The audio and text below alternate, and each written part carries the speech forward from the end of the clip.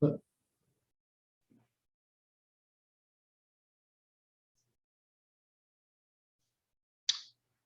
ladies and gentlemen, it is the top of the hour, and that means it's time to begin with this month's installment of State of the Firm. I'd like to welcome everybody who is out there and joining us on the call today. We will be going over one of my favorite topics, which is diversification in all of its many forms. Now, I want to make sure that one thing is very clear, and that is we're not talking about diversity, we are talking about diversification with regard to financial sense. Those are two very different things, and so I want to make sure that from the very top we are making sure to narrow our focus and our thought process. That said, diversification is incredibly important, and we're going to spend some time on it a little bit later. But first, we've got a few items to cover. So first, we're going to cover rules of the road. Second, we're going to cover a little bit of housekeeping. Third, we're going to talk a little bit about portfolios. And then we're going to move on to our topic of discussion for the month.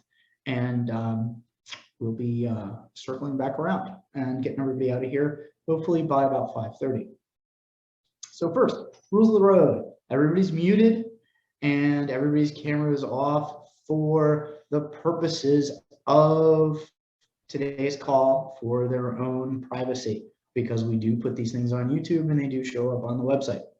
So for that reason, if you've got a question, if you've got a little something, ping us, use my email, use the operations email, and we'll try and get your question answered during the time that we have in the Q&A at the very end of the call. Or you can raise your hand and somebody will reach out to you. So that's that piece for rules of the road. Second, we're going to talk internal and housekeeping.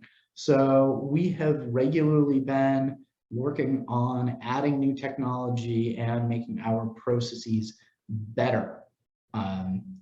And we have added a new piece of technology to help us with our record keeping through a company called Red Capture. And we're going to be reaching out to you, various clients, in terms of getting data updated, asking you all to test drive the beta test the software for us as we build it out. The entire goal is for us to provide a better experience from you all based on your feedback. And so this is something based on feedback that you all have said you'd like for us to do, which is to have a better way to update things like addresses or job changes, all that kind of important stuff. So we're going to be reaching out to you in some of those ways to make sure we've got good data. And we want you all to help us out. Please know it is a valid link. And as always, if you've got questions, if you've got comments, if you want to do this together, do not be shy. Reach out to us. We'll schedule some time together and we'll either Zoom or hop on the phone. We'll walk you through it.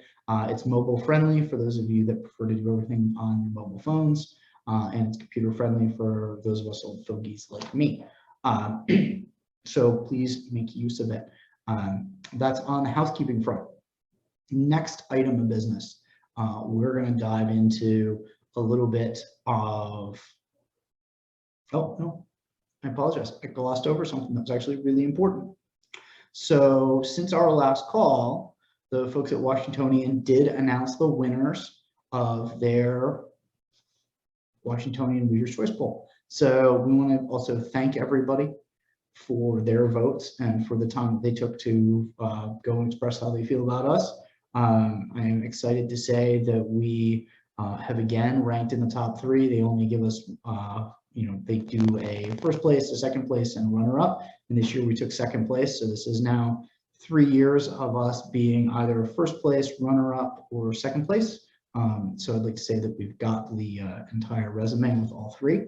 So cheers to us. We'll be putting some stuff on the website about that soon enough. And by the way, when you all vote for us, know that you set a high bar for us to live up to for next year, because that tells us what your expectations are. And so we want to deliver on those expectations. It sets the standard and we want to exceed it. Moving along. Now we get to dovetail into some housekeeping, portfolio information. So that said, we did another rebalance because we ended a quarter back in October. For those of you that have 401ks and you're putting things in, you are seeing some regular rebalancing. We also have been reviewing securities and a couple of other things. So we'll be adding a couple of individual equities to the portfolio. So you're going to see those depending on your risk tolerance and depending on which portfolio you're in. You will in fact see that as we add it in. We are also going to be adding in, for those that have some ETFs in the portfolio, we are going to be adding in a large value ETF that focuses on dividend appreciation. So you'll see that holding in the portfolio as well. But overall, this is the time of year when we do some of this housekeeping, reevaluate some of those portfolios, and do some auditing with them. So that's the big stuff. The other thing that I will also say is that we're coming in on the end of the year with portfolios and have pretty much wrapped up the required minimum distribution project. We only have a couple of folks that are getting their final distributions out. So hats off to the staff who put in a ton of hard work to make sure all of that stuff has gone out in a timely manner. We've taken care of all of y'all's qualified charitable distributions. That's also part of the work that we are doing with portfolios to get everything set up for next year. In addition to that, keep an eye out. We want to set appointments with a lot of folks. Specifically, if you've got our required minimum distributions for 2022, we want to make sure that we get with you in January and late December to make sure that we have all that stuff queued up for next year the way you want it and getting the qualified charitable distributions out the door. So that is the gist of market information, housekeeping information, for the portfolio. And so now it's time to dive into our topic for the week, which is diversification. And so why should you diversify? What's important about it? All those various things. I'm gonna go ahead and do a quick screen share here. So we've got a little something for the call. I put together just a quick document for us to take a look at and give us some notes to read through. So first things first, why diversify? It's real simple. Don't put all your eggs in one basket. It's just never a good idea. Plain and simple. The other thing is that there are a lot of asset classes out there, a lot of market sectors. In any 1 month, quarter, year, decade, we don't know what the best performing asset class is going to be. And so it makes sense to hedge a little bit, have a little bit in every asset class, in every sector. That's the gist of it. And then the other thing is, how much is enough? We're actually going to dive into what's called normal distribution and the central limit theorem. Central limit theorem is something I learned about in graduate school in statistics class, and it applies to finance and it applies to portfolio construction. It relates in large part to what we do.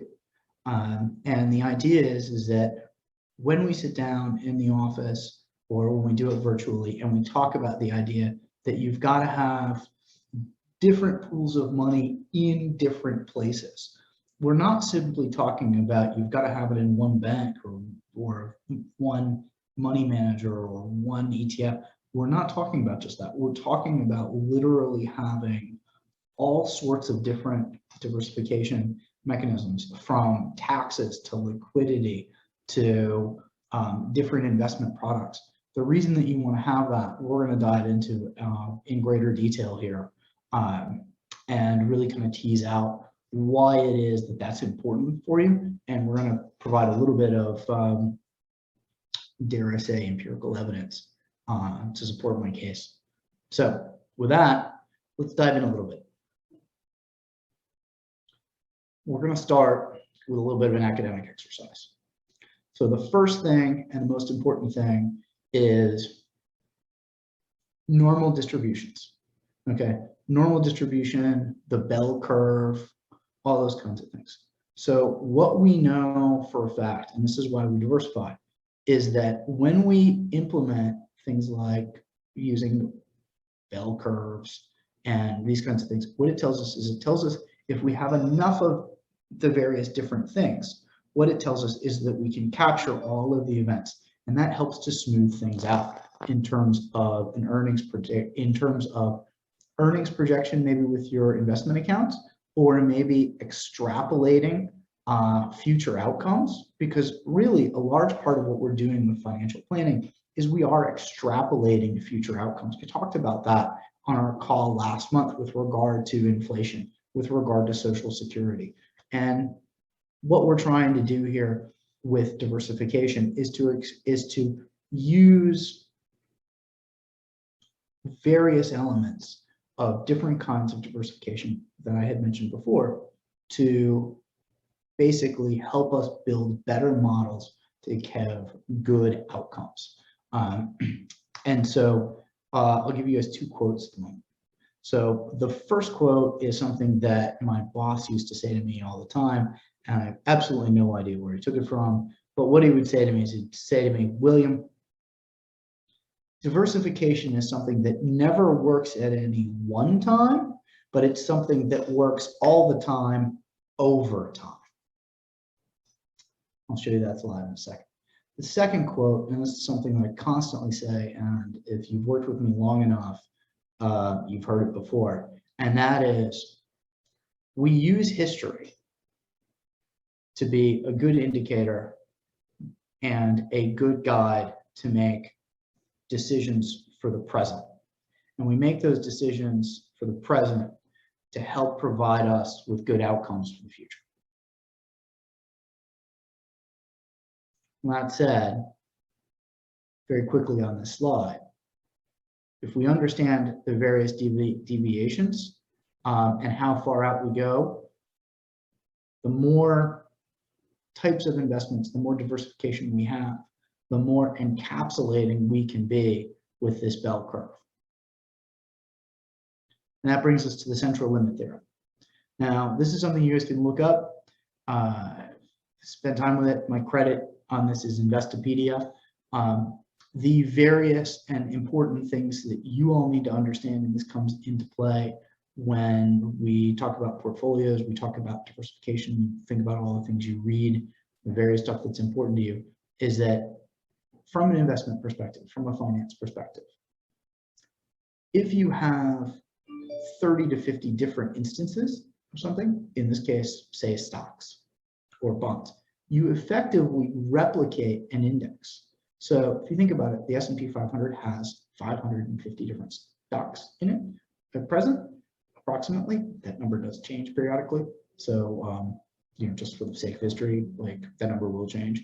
But the idea is that if you, with central limit theorem, were to select between, say, 30 to 50 of those stocks across all of the various asset classes in the appropriate weightings, you would by and large replicate the index. Now, that's not 100%, it's not all of the time, but what it should prove is, again, it should prove as a historical guide for making good decisions in the present to extrapolate what the outcomes will be in the future. That's the key thing that we're thinking about. And that's how we are thinking about diversification. And so what are the various types of diversification that I just talked about? Think about it this way. We've got the S&P 500 here, which I've put up. And this is a slide that I recently took from JP Morgan's Guide to the Markets. The primary purpose and what we're saying here, I'm trying to show for this slide, is the idea that things like indexes are made up of multiple different industrial sectors. So these things are in fact diversified across all of these weights.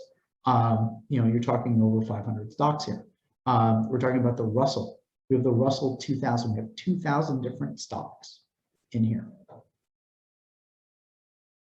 And that gets into how much is enough, how much is too much.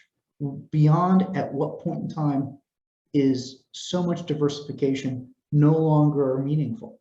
What the central limit theorem tells us is that it tells us once you really get above 50, any additional diversification is not necessarily measurably accretive. And so there are a number of cases that we can have in here, but more importantly, what it tells us is it tells us that we need to have everything spread across various weightings. And this slide tells us why. So if you look across the top here in this particular slide, what you can see is you can see from 2006 through 2020 and year to date, so most of 2021, you can see which asset classes had the best returns in any one given year. And what you see, by the way, is it's different. It's consistently different. And if you look at this chart, you'll notice that there are a variety of asset classes. And so because you never know when it's going to happen, what year it's going to be the best, you have a little bit in every bucket.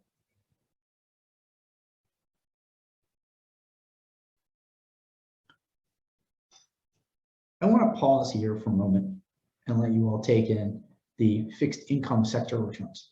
Now, I didn't pull this chart up because I want to talk about how smart or I am or how important necessarily it is to have a little something in every bucket.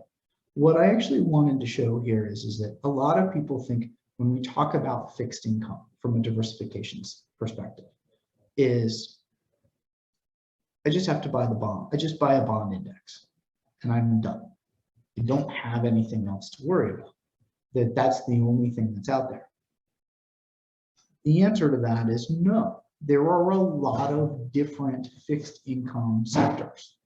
And so you need to work with your advisor. You need to take a look at these things because fixed income is every bit as diverse as equities. And so as we have stayed in a very low interest rate environment, as we move out of a low interest rate environment, you need to understand how to appropriately diversify. And this chart is a really good indicator of all the various asset classes at your disposal with which to diversify, dare I say, your investment holdings. And by the way, you can see from this that if you have a diversified fixed income allocation, that your performance is kind of split right about down the middle.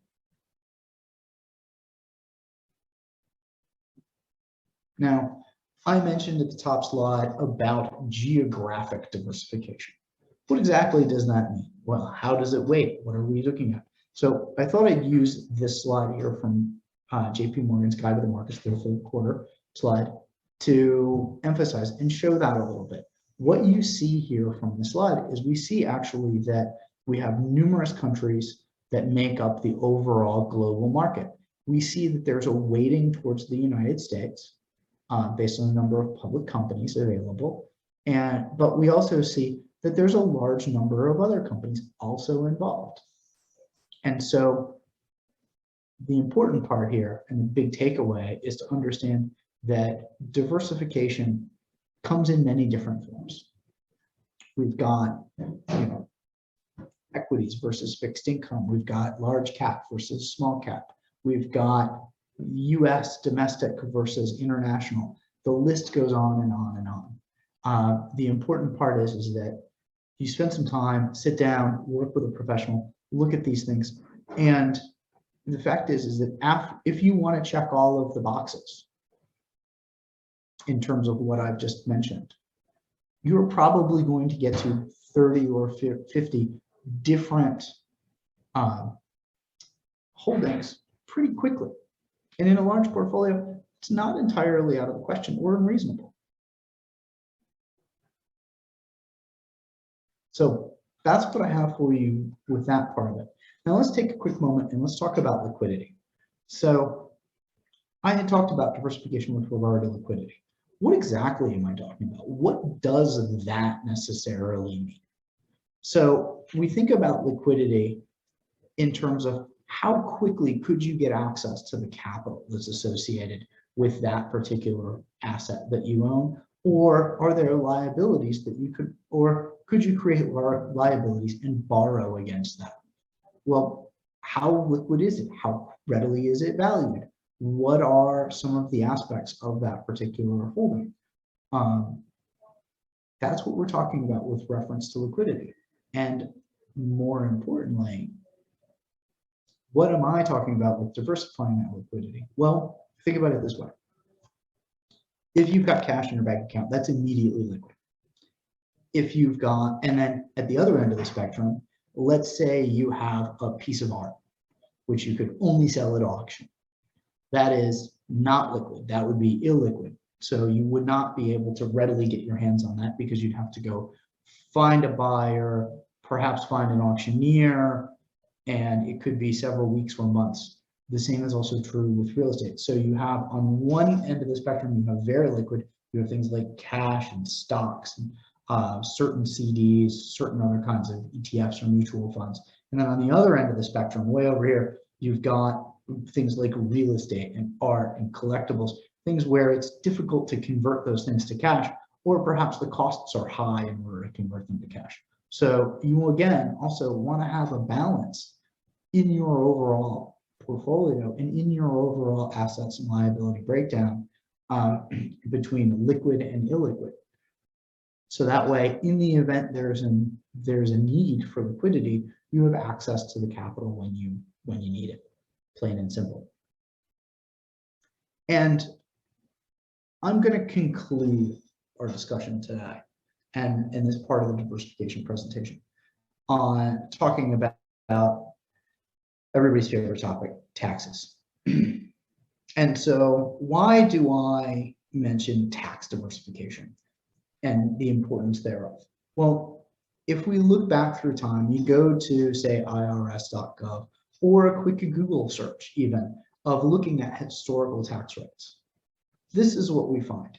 We find that even as recently as the early 1980s, the top marginal tax rate was into the 70s. And so you factor that in with, let's say, the rates today, significantly lower. Main thing is, and thing to keep in mind, is the tax laws are going to change over time. We can't predict what the federal government is going to do or what state governments are going to do.